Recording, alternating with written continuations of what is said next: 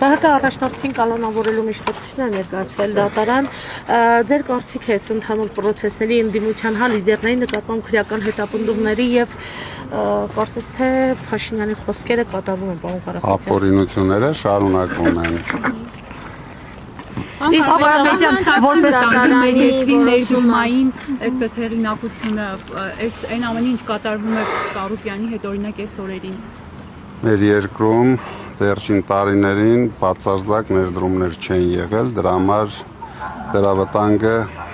իրենք չեն տեսնում, ես շատ մեծ վտանգ եմ տեսնում։ Իրենց բոլոր քայլերը կանգնեցնում են թե ներքին ներդրողներին, թե արտաքին ներդրողներին, այդ Ծառուկյանը գլխավոր ներդրողներից մեկն էր։ Այն մարդու չուճելներն էլ գողացան, հիմա ինչ կա։ Առուսներին է քնացրին։ Առուսներին էլ քնացրին։ Դա առուսներին ոչինչ, հետները կտանեն ազգային ժողով, կզարթնացնենք տանեն ազգային ժողով։ Չուճելները չհասկացա։ Պարոն Կարապետյան, նախատեսվում է միասնական հանդիպում։ Հարց էի տալիս։ Հնարավոր է, որ փողոցային պայքար։ Ասել եմ, փողոցային պայքար անպայման լինելու է մեկ անգամ։ Եվ վերջնական։ Պարոն Կարապետյան, վերջին դատականներին կրկին այս հայրից հայտարարեցիք, որ եթե Սահմանադրական դատարանում պարոն Վարդևանյանը, այսպես ասած, ձեր խոսքերն են մեջբերում, գաստա դուք վարչապետ կդառնաք, ինչը խանգարեց պարոն Վարդևանյանը։ Վարդևանյանը իմ սպասելիքներից էլ շատ գազ տվեց, բայց այնտեղ Զապարոժեց էր կանգնած։ Ոչ մի գազ չվերցրեց։ Պարոն Կարապետյան, հայտարարել էիք, որ ընդդիմությունը միասնական մարմին ձևավորելու մտադրություն ունի, երբ այդ մարմնի գործունեությունը կմեկնարկվի։ Բայց դուք տեսաք, արդեն հիմնական ուժերով մենք հայտարարությունը արեցինք։ Դրանից հետո հեսա կլինեն այլ ուժերի արձագանքներ, արդեն ունենք արձագանքներ, երբ կհամարենք արդեն հարմար, դա կձևավորվի։ Հանդիպում ունեցել եք ձեր այն անդամների հետ, ովքեր ազգային ժողովում պետք է աշխատեն եւ ինչ ռազմավարությամբ։ Հանդիպում ունեցել եմ։ Հունիսի 18-ին ձեր վերջին հարցազրույցի ժամանակ ասել եք հայտարարել եք այս համախմբված ընդդիմության մասին ու կոնկրետ, որ պետք է համակարգող խորհուրդ ստեղծեք, ուղիղ եթերներով ժողովրդի հետ այսպես կապի մեջ դուրս գաք եւ այլն, բայց այս քայլերից կարծես թե դեռ ոչ ոք չի իրականացվել։ Ուզում եմ հասկանալ, ինչա նախատեսում անել, ինչու ուտվեցիք արժեն։ Այդպես չի, մենք քայլ հիմա արեցինք 5 ամեն անդիմադիր ուժերով հայտարարությունը, դրանից հետո հաջորդ քայլերը կլինեն։ Ես ձեզ ասել եմ, մենք հերթով քայլ գնալու ենք առաջ, դրա համար էլ ընտրեցինք ազգային ժողովը։ Ընտրեցիք արժեն, կներեք, խնդրում ավելի պարզաբանել ու ինձ հետաքրքրում է նաև արդյոք մանդատներ վերցնելով դուք իշխանության լեգիտիմությունը չեք ճանաչում։ Բացարձակ։ Կամության արդյունքները չեք ճանաչում։ Իշխանությունն էլ չուզեց իր լեգիտիմությունը ճանաչել։ Ես արել էի կոնկրետ առաջարկություն։ Գնանք, օգնենք ձեզ, եթե իրոք հաղթել եք կամ հաղթում եք, գնանք, ընտրվեք ճիշտ ձևով, օրինական ձևով, մենք էլ ձեր լեգիտիմությունը կճանաչենք։ Իրենք այլ ճանապարհ ընտրեցին։ Այդ դեպքում եթե դուք մինչև մանդատներ վերցնելու որոշումը ձեր ընտրողների հետ շփումներ են ունեցել ձեր թիմակիցները, որքանով ազդակը ընտրողներից եղավ, հա, վերցնել մանդատները։ Ազդակը իհարկե ընտրողներից նույնպես եղավ, բայց գլխավորը դա այն հաշվարկներն էր, որը ցույց տվեց ամենակարճ ճանապարհը Փաշինյանին հեռացնելու համար։ Պարոն դուք նախընտրական շրջանում նաև քննադատություններն են շատ, որ վերցրեցիք համաձայնեցիք մանդատներ վերցնել։ Դա ուղղորդված քննադատություններ են, մենք դրան բացարձակ նշանակություն չենք տալիս, քանի որ հենց առաջի օրից Փաշինյանը, նրան աջակցողները սկսեցին այդ թեման շրջանառության մեջ դնել, իրենց թվում էր մենք իրենց պրովոկացիաներին կուլ կգնանք, բայց իրենց չհաջողվեց իրենց։ Կարապետյան, դուք կտրական շրջանում ակտիվ հանդիպում եք ֆերմերների, յուղացիների հետ եւ նրանց խնդիրները հենց առաջին աղբյուրից լսում եք։ Այս փուլում էլ շարունակելու եք իրենց հետ ակտիվ հանդիպումները եւ իրենց խնդիրները վերհանել հենց ազգային ժողովում ու լուծումներ գտնել։ Ոչ միայն ազգային ժողովում, դուք գիտեք, հիմա մեր ֆերմերները, գյուղացիները, բիզնեսմենները շատ մեծ խնդիրներ ունեն։ Մենք ամեն օր ենք դա թմկարելու, առավել եւս ազգային ժողովում ու ամեն ինչ անելու ենք, որ մեր մոտեցումներով ինչ որ լուծումներ ունենանք։ Իքում գյուղացիներ ճանապարհը փակել էին, կարկուտից վնասված փոխհատուցում էին պահանջում նաև այս շրջանում։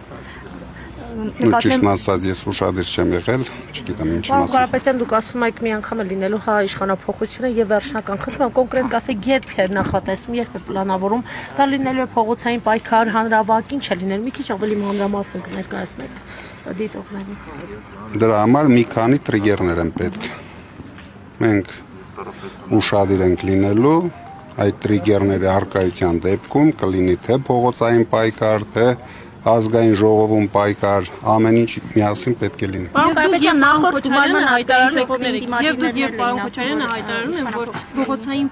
այսինքն միջև այսպես մանդատները վերցնելը, ասում եք, որ պետք է փողոց դուրս գաք եւ այլն, բայց այսպես ստացվեց, որ մանդատները վերցրիք։ Այսպես սրանից կարող ենք ենթադրել, որ մանդատները վերցնելով մենք, այսինքն դուք ի սկզբանե գիտակցում եք, որ չունենք այնքան ռեսուրս, որպեսզի հարցը ձեր վերջնանպատակին հասնեք փողոցում, այդ պատճառով դուք մանդատները վերցրիք։ Նայեք, քանի որ մենք գնում ենք օրինական ճանապարհով իշխանափոխության, հիմա դուք կարող եք չկասկածել ձեր մտածած ձևով ամեն ինչ կարելի է անել, բայց դրանով ցնցումների կբերենք երկիրը։ Դրա համար գնում ենք օրինական ճանապարհով իշխանափոխության, կգա օրը մենք բոլորս հիացմունքով ականատես Այդ ճանապարհով գնում եք, Փաշինյանը կարծես իրավական հա գործիքակազմն է կիրառվում, մտավախություն չունեք, ընդդիմության լիդերներին կալանավորում է, անդամներին կալանավորում է եւ բնում խեղդի էլի է պայքարը։ Ոչ մի բան ինքը բնում չի կարող խեղդել,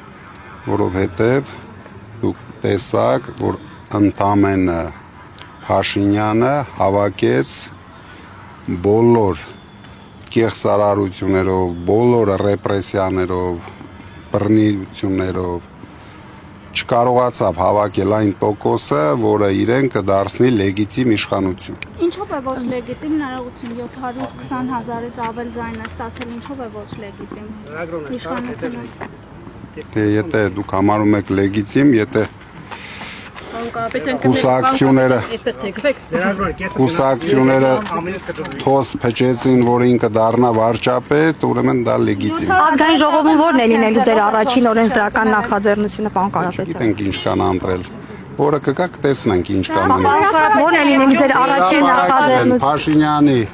կենտրոնական ընտրական հանձնաժողովը ինչ որ բան հայտարարել է, հետո Ո՞րն է լինելու ձեր առաջին նախաձեռնությունը ազգային ժողովում, պարոն Կարապետյան, քաղաքական։ մենք այդ կանոններով չենք ուզում, մենք ուզում ենք բացարձակ հաղթանակ։ Պարոն Ո՞րն է լինելու ձեր Գյումրիի հետ կապված, եթե ժամանակավոր պաշտոնակատարը մանդատը վերցի, արդյոք կոլապ չի լինի Նիկոլ Փաշինյանը հայտարարել էր արտահերտ ընտրությունների մասին Գյումրիում։ Դուք մի քիչ շատ եք շտապում, կգա օրը դուք ամեն ինչ կտեսնեք։ Թիմակիցների նկատմամբ հայտարարում եք, որ ազգային ժողովում ձեր լիազորություններն օգտագործելու եք պետության դեմ, պետության շահի դեմ ուղղված ցանկացած օրինակ անօրինականությունների դեմ, բայց կարող ենք ենթադրել նաև, որ դուք նաև դեմ Այսինքն երբ որ օրինակ ինչ որ նախագծեր, օրենքներ ես այդպես եմ հասկացել, եթե օրենքները պետության շահերին դեմ լինեն, իսկ եթե շահերին դեմ չլինեն, այսինքն իշա Հայաստանի Հանրապետության իշա Հայաստանի Հանրապետության ցանկացած հարց մենք նորմալ նայելու ենք։ Պարոն Կարապետյան, հայտարարել եք, որ Ռուսաստանի Դաշնությանն եք դիմելու սահմանափակումների հետ վերաբերյալ ուր է հասել։ Կներեք ամեն ինչ անելու ենք իշա Հայաստանը եւ հայ ժողովրդին։ Եթե անգամ դա այդ առաջարկը փոփոխությունների նախագծերի հեղինակը լինի իշխանությունը։ Ու ես կասկածում եմ, որ իշխանությունը կունենա այդպիսի առաջարկ, դրա համար տեսնենք։ Իմ հարցին կպատասխանեք, որտեղ է հասել այդ գործընթացը։ Ռուսաստանին պետք է դիմեք սահմանափակումները մեղմելու համար։ Սկսվել են, որտեղ են հասել այդ գործընթացները։ Դա մենք բոլոր անդիմադիր ուժերով միասին ենք դիմելու, դրա համար հենց առաջի հավաքը կլինի, մենք այդ քայլին կգնանք։ Երբ նախատեսում եք առաջին հավաքը ընդդիմության հետ։ Միասնական հանրահավաք եք ուզում անել։ Հիմա փաստորեն ոչ մեկ փողոց։ Հիմա առաջի քայլը դուք մի քիչ շատ եք այդ փողոցը սիրում։ Օրինակ, ինչի համար եք այդ կան ոգևորվում այդ փողոցով։ Չէ, դուք փաստորեն ընդունել եք ընտրությունների արդյունքները։ Մենք չենք ընդունել ընտրությունների արդյունքները, բայց ընտրությունների արդյունքները չընդունելը միայն փողոցով չի լինում։ Պարոն Կարապետյան, ձեր թիմի Կարապետյանն անձամբ վերցնելու է մանդատը։ Նարեկ Կարապետյան անձամբ վերցնելու է մանդատը։ Պարոն Կապիտան, ձեր թիմակիցների հետ նաև հետընտրական փուլում են քրեական գործեր, հետապնդումներ շարունակվում, չի մտահոգում սա եւ ինչու է նաև հետընտրական փուլում իշխանությունը այդպես Դրա վարվում։ դեմ ամեն օր պայքարում ենք, արդեն դուք տեսաք իրենց այդ թեզերը, որ մենք կաշառքներ ենք տվել սահմանադրական դատարանը ամբողջությամբ հեճարեց, այսինքն հիմա հերթով դատարանները ստիպված են լինելու մեր գործընկերներին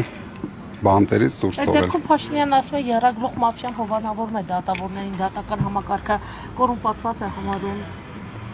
Դե երևի երրագլուխ մաֆիա ինքը իրենց նկատի ունի, ես չգիտեմ ում մասին է Պարոն խոսքը։ կապիտան, իսկ այս մանդատներ վերցնել կարող ենք ասել նաև որ ձեր գաղտնի պլանի մեջ էր մտնում։ Մեր գաղտնի պլանի մեջ դա էլ էր մտնում եւ այլ քայլեր էլ էին մտնում, 5 քայլ մենք հրապարակեցինք։ Հաջորդ քայլերը Իսկ հաջորդ անգամ։ համակերպել եք, որ ընդդիմության առաջնորդ դարձակ վարչապետի փոխարեն, այդպես եք ուզում։ Նախաստան ընդդիմության առաջնորդ եք։ Ես այդպես չէի ուզում, դուք եք այդպես ուզում։ Իմ ուզելով դարձակ։ Ինձ մա դուք եք շատ ուզում դա։ Պարոն Կապիտան, իսկ ազգային ժողովում ո՞րն է լինելու ձեր առաջին քաղաքական կամ օրենսդրական նախաձեռնությունը, որով թիմը հանդես կգա։ Դե թիմը կուսումնասիրի, որը կհամարի նպատակարմար, դրանով էլ հանդես կգա։